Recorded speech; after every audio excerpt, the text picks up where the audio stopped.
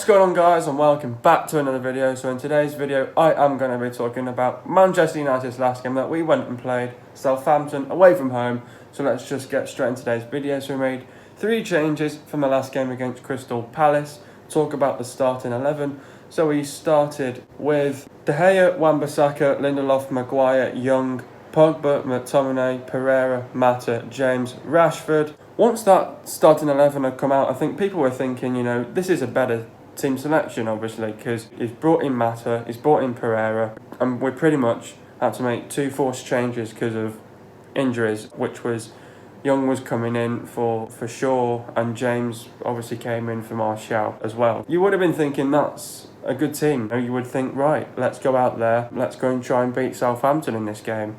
And it was a game that we had to win. As we all know, guys, Manchester United went and drew the game. I said in my last video, we have to win this game, and we didn't. We have dropped 2 points once again. It's another draw for Manchester United. We've taken 1 point. It's another missed opportunity again to take the 3 points. It's annoying, it's frustrating, it's disappointing. Fans are now questioning Ole Gunnar Solskjaer if he's going to stay at Manchester United. Questions have got to be asked, and 3 goals for Dan James in 4 games. What a start for Dan James at Manchester United. What did I make of the performance? Performance-wise, overall, it was another poor and shocking performance, I think. Not good enough, once again. I think it was a game of 2 halves. I think first half, we were brilliant. I think in the first 10 minutes, we weren't that great. We had some really bad spells in the first 10 minutes. We couldn't hold on to possession. They were on the front foot. They were creating chances, they were getting close at goal in the first 10 minutes. But then United sort of reacted, we got on the front foot, and Dan James put in a fantastic goal in. First half, I felt like when we scored that goal, we were comfortable, we had a comfortable lead. Then you would have been thinking, right, let's get a second goal just to put Southampton to bed. Let's get a second goal going into half time. We didn't obviously score the second goal, but first half, it was okay because we scored a great goal. Even if in the first 10 minutes we weren't playing our best, and we still scored in the first 10 minutes as well. In general, in the first half, it was a good first half, but then we sort of took control, we were dominant, we created chances, and once again, we are not taking our chances. We are not clinical in front of goal. There was no end product there, and we're really lacking it. Dan James was putting in some fantastic crosses in the second half. We are still cannot put our chances away. We cannot put our chances away. We have to start putting our chances away now. We need to start putting our chances away, and it's not good enough. We need to start scoring goals now. This is where Ole Gunnar Solskjaer now is relying on Martial, Rashford and Greenwood to score goals. And the average age of those 3, plus Chong as well, the average age of our attack now is 20 years of age. It's very young. So these players have got to adapt now to start scoring goals. We have got to convert our chances to putting them in the back of the net. It was just like going back to Chelsea, Everyone was saying it wasn't a 4-0 win. Still, United took the chances and they scored on them. So it needs to be one of those games again that needs to come back for us. We're lacking something, and it's just not recently clicking for us. So this is where now we need to sort of turn things around now for the next game against Leicester. First half, I think it was a good first half, but the first 10 minutes wasn't as great.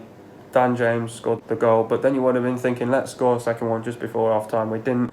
Second half, oh my God, we were dreadful, I think. We came out, we were expecting a reaction from Southampton. I knew that Southampton were going to score in this game because I just knew it that they were going to score against us. And they did. In typical United, we sat back. And when we sat back, it allows the opposition to get on the front foot and to start creating chances, to put the pressure onto us. And the pressure was coming. We had to do some defending again. There you go. Boom. We switched off. It's in the back of the net once again. Lindelof has cost us 2 points in that game as well. So it's the same defender in back-to-back games. It's getting ridiculous now. I don't know, but I just don't think that partnership is going to work this season, because Lindelof now, he needs to start picking up again. It's going back to his first season at Manchester United, and this is not his first season now. I think this is his 3rd season with Manchester United now. So this is going back to Lindelof in his first season. Last season he improved. This season he's not been at his best, so he needs to start picking up his performances now. It's not good enough. It's cost us 2 points in this game, and we need to start picking up the points. Second half wasn't the best. We sat back for most of it, but then they went down to 10 men and there was 23 minutes to go. You would have been thinking, let's get on the front foot and let's put these chances to bed and let's kill this game off with another goal. We didn't. We were chasing down the game, but it wasn't enough. We couldn't take one chance as well. There was plenty of time to get a goal and we didn't take our chances. Rashford looks like a tin of salmon to me at the minute. You just need to hope that he comes back from England now, full of confidence going into Leicester. I think it's just a matter of fact that we need Martial back in the team, and it definitely cost us the fact that there was no Martial in this game as well. We've dropped more points again. We shouldn't have dropped points against Southampton, and we shouldn't have dropped points to Crystal Palace, so this is now where we've got to react now against Leicester, and we're at home. The last 2 games haven't been the best. I'll get into more of that in a minute anyway. What's going wrong? Now, I've put everything. Now, I don't think it's everything, because if you think about it, our defence is not as bad as you think. You know, it's been 2 defensive mistakes from Lindelof. You know, Maguire's done his thing, he's covered off the players that he needed to cover off. Lindelof is getting now jumped pretty much twice, back-to-back games. As a defender, that will hurt. So he's got to start jumping up a little bit earlier as well. Does Ole Gunnar Solskjaer need to react of bringing Twanzebe into the team now because of Lindelof's poor performances in the last 2 games? Is he going to give him one more chance and then is he going to bench him? But the thing is, the defence is not as bad as you think, but it's just 2 defensive errors, individual errors, that has cost us this game as well. The midfield hasn't been the best. You know, you've got the likes of Pogba, McTominay just falling to shreds. McTominay, he loves McTominay, Ole Gunnar Solskjaer, but for me, McTominay is just not on top of his game. Pogba just can't turn up. You've got Pereira as well. He's like 21, 22, Pereira. You've got Mata for experience as well, who's playing in the number 10 role as well. But yet again, it's when we go with the 4-2-3-1, the 2 that are holding there, they're just not doing the job properly. And that's down to McTominay and Pogba. That's why I think Matic should be better there as well. Because of our midfield, it's so bad, our midfield. They're relying on our defenders now. We need to improve out the midfield somehow. We didn't get a midfielder, and we weren't ready with another signing because we knew Herrera was going to leave, and we weren't ready to get another midfielder. And that's down to the board, and that's down to Ed Woodward for not signing a midfielder. The attack, we're just struggling to put goals in the back of the net now. They need to start coming thick and fast. Something needs to click in that attack now. They need to find that end product. They need to find that end product and they need to start converting the chances. There were some brilliant, fantastic crosses by Dan James and Wan-Bissaka. They could not take one opportunity to go and at least score a goal with 20 minutes to go. And there's a lot of time there to make up. And there's a lot of time to score a goal. And we failed to beat Southampton. And that feels like a win for them because they've not been on their best of form either. And they're a team that has just only survived from relegation as well. So we should be beating teams like Southampton and Palace. But never mind about beating Chelsea and all these bigger teams. We've got to focus on beating these weaker teams in the bottom half of the table. It's not good enough. We need to start doing something about it now. And that's the reason why what's going wrong at the minute. And we just need to start converting our chances. We need the end product. And the midfield is so weak. It's coming down to our defenders. It needs to improve. Why can't we keep hold of a lead? This is the thing. We're 1-0 up in this game. And then we go in at half time. Then you would think, right, they're going to react. We need to react of getting on the front foot. And we need to be ruthless. We need to create chances. Put your chances to bed as well. But the reason why we can't hold on to the lead is because it's down to game management.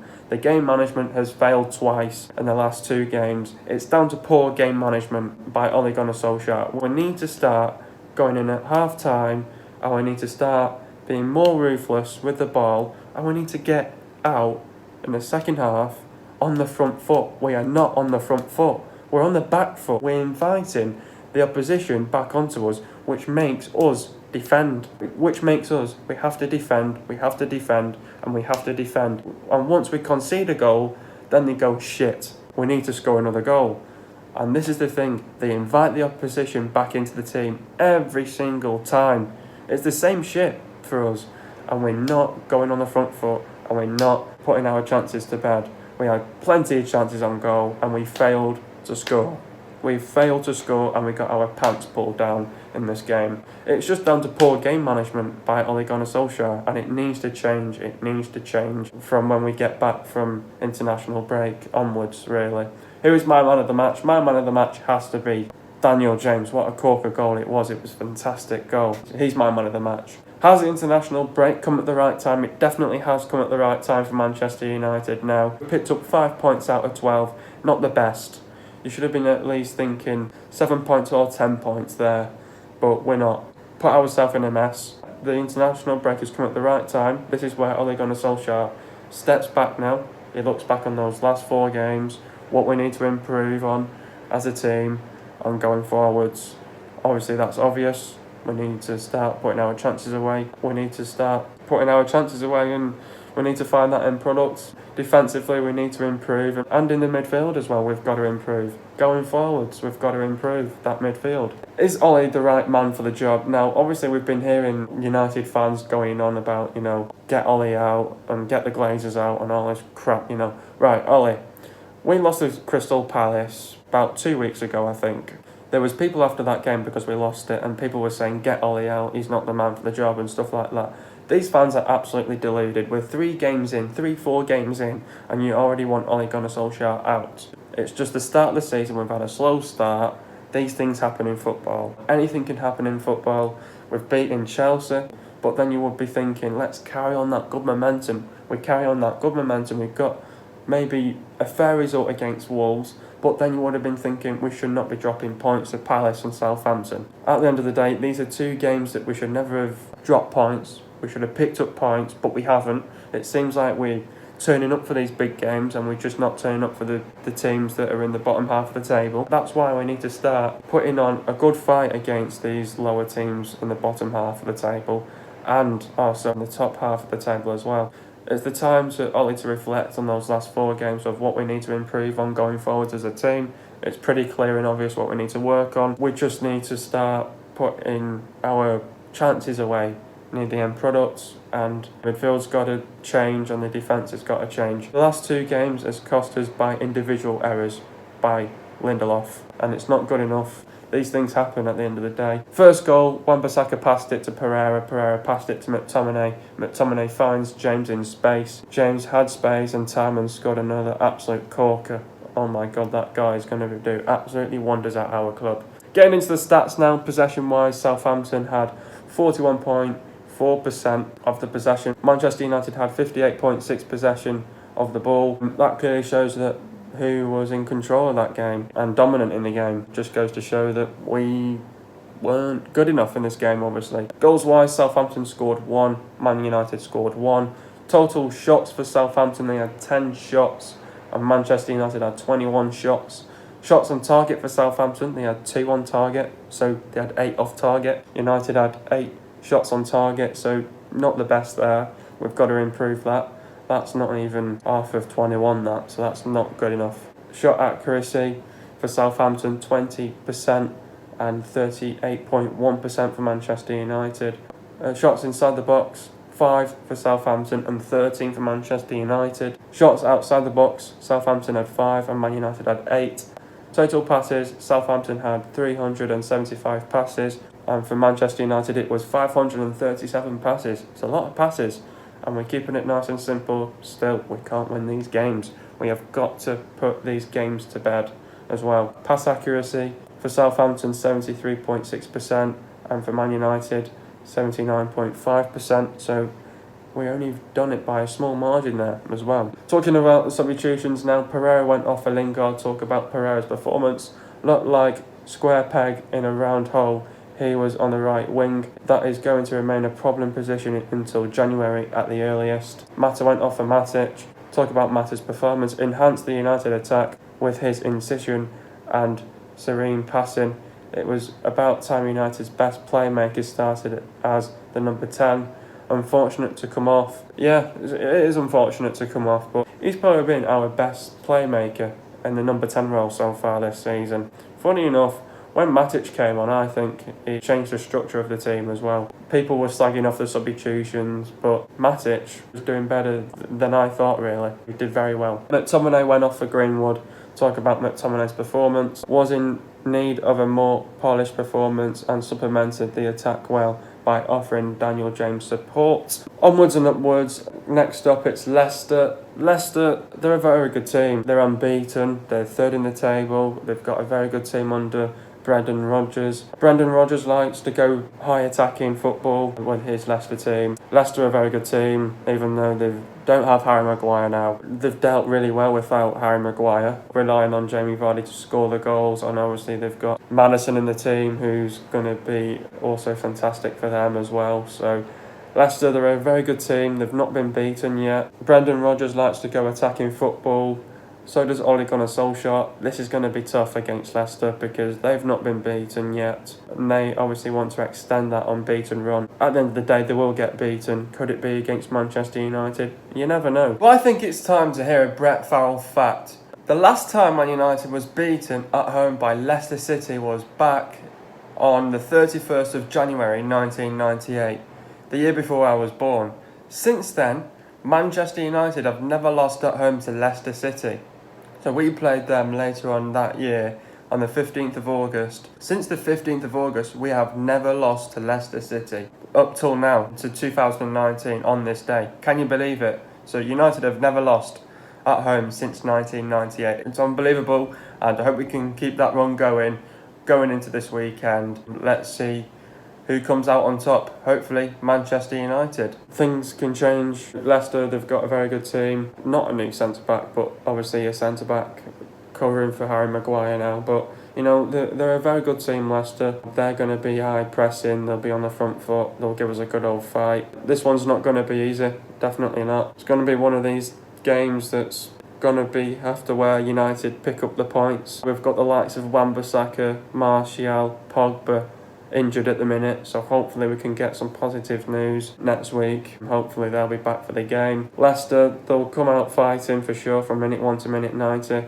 We need to be physically and mentally prepared. Ollie just wants the players to come back from international break with a good experience and come back firing. It's time to pick up points now. The last 2 games haven't been good enough, so if we prepare well for this game and we just need to find the end product and just convert our chances and put them to bed, really. The defence has got to be rock solid. The midfield, they've got to drive on. We just need a big performance by Manchester United. This is not going to be easy against Leicester.